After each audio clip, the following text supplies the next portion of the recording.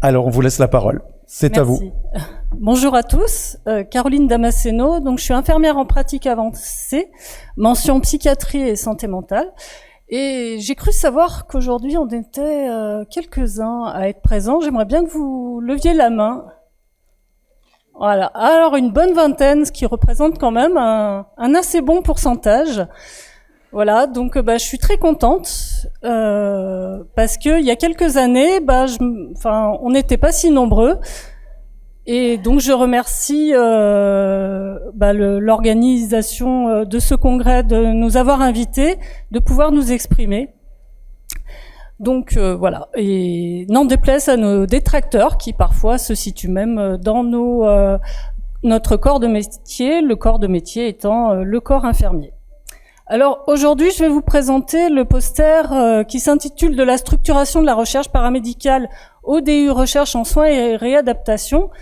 Donc vous pourrez aller consulter à la prochaine pause café qui se situe plutôt sur la droite quand on rentre dans la salle de café et qui est partie d'une volonté institutionnelle de suivre des recommandations de la Commission nationale des coordonnateurs paramédicaux de la recherche, qui a créé son livre blanc en 2015. Et qu'est-ce qu'il disait, ce livre blanc? C'est qu'il faut promouvoir, développer et structurer la recherche des professionnels de santé paramédicaux.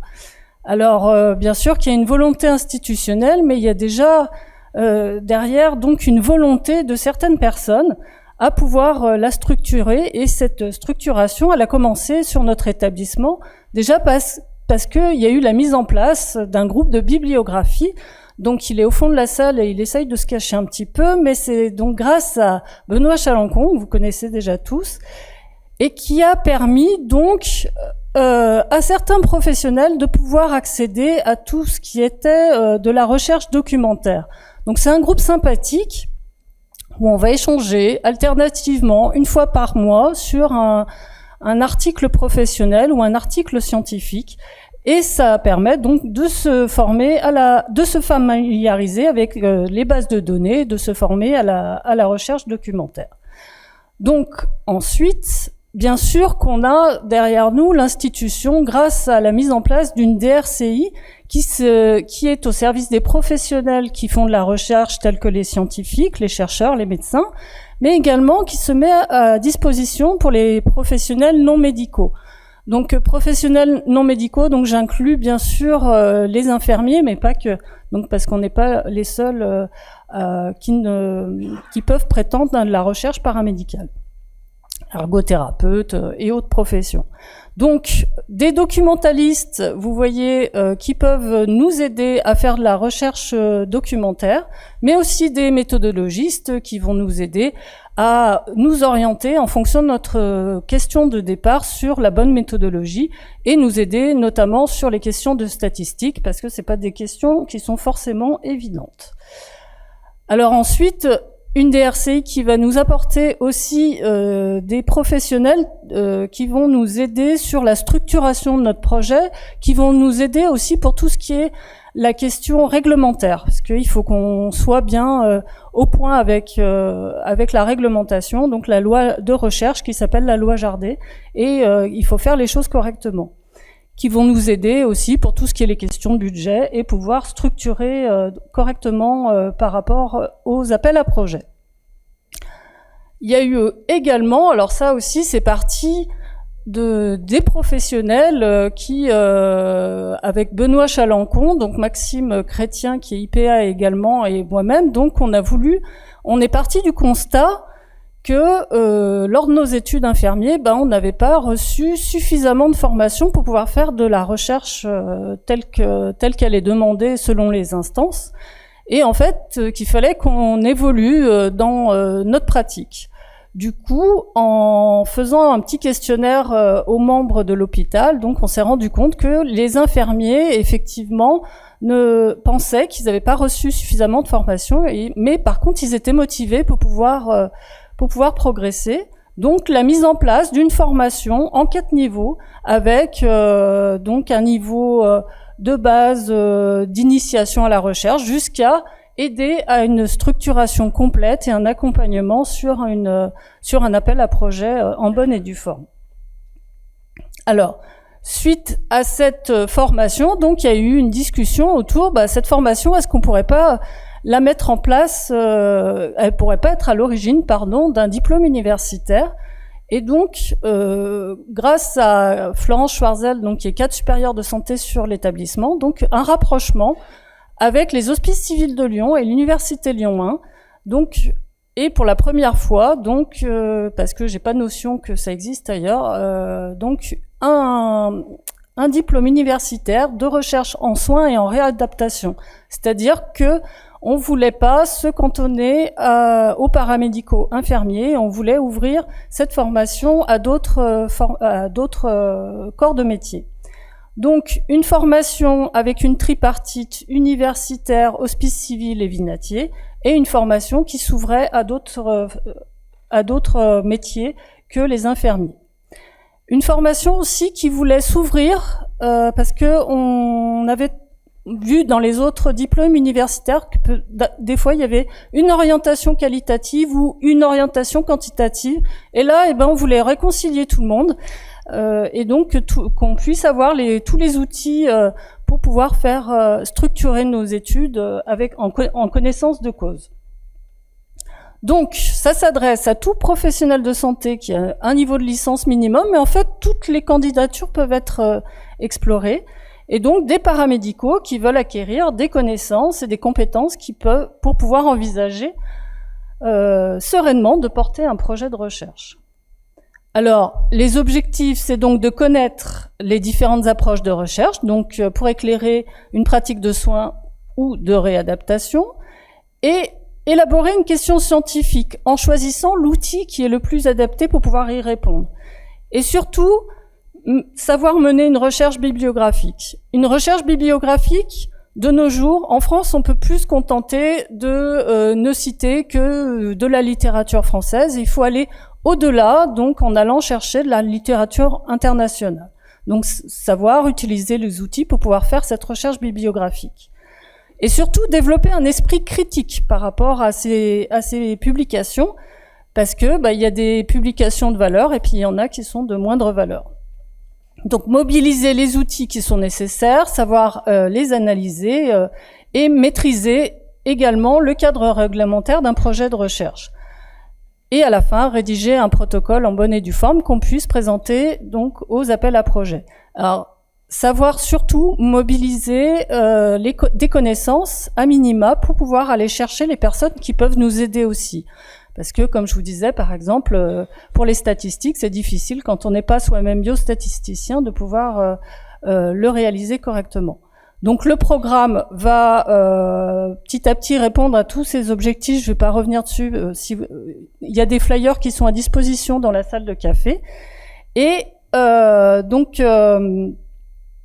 oui, merci. Et donc qui va aboutir à une diplomation après en bonne et due forme, mais surtout à un projet avec à mi-parcours donc une évaluation sur la synthèse de bibliographie, un peu comme sur le DU des collègues précédents, et ensuite l'élaboration d'une lettre d'intention pour pouvoir répondre au PHRIP, donc Programme hospitalier de recherche infirmière et paramédicale. L'assiduité, donc, c'est 10 journées en présentiel. Alors, c'est de janvier à octobre 2025, bien sûr. Là, c'est parce que cette année, il est déjà en cours.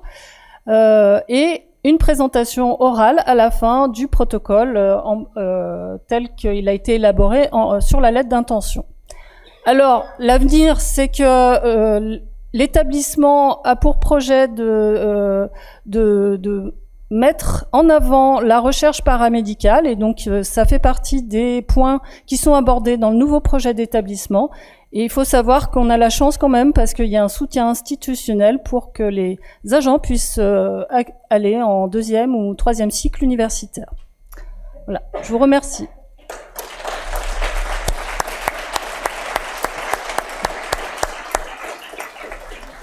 Merci à vous, Caroline. Est-ce qu'il y aurait... on continue sur le principe de 2 questions, peut-être en tout cas sur ces posters-là, si nécessaire, et s'il y en a évidemment.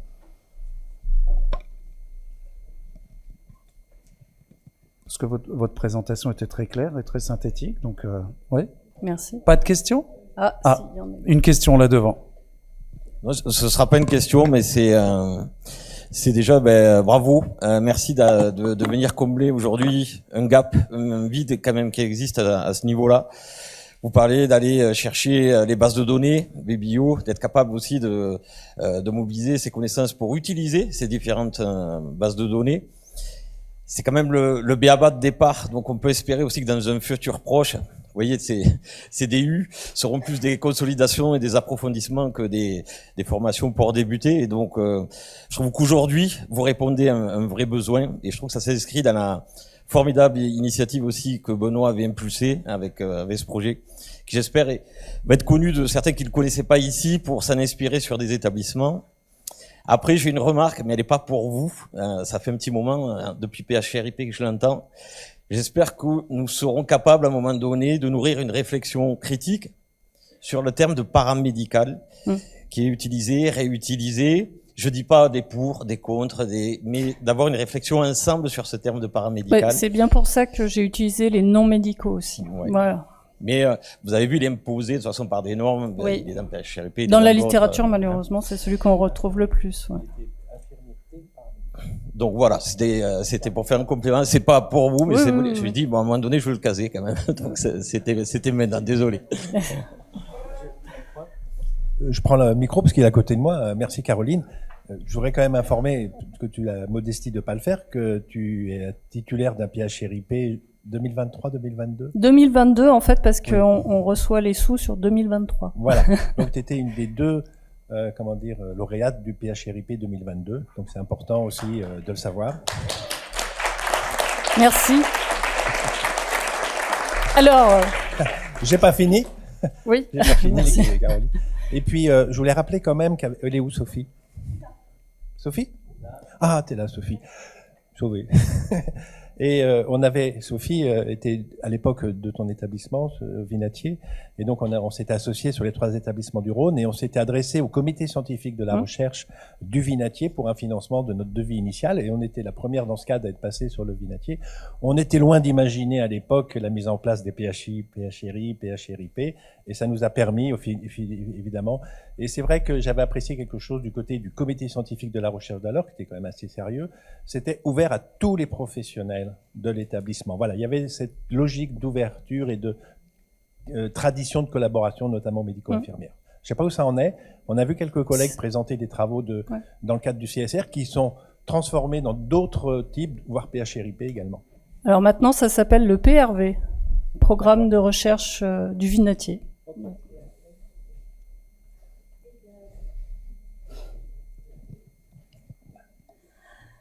Je suis extrêmement satisfaite de voir l'évolution.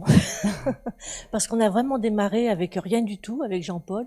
Une telle structure aurait vraiment aidé et j'espère que ça va inspirer les autres chercheurs et leur faciliter la tâche.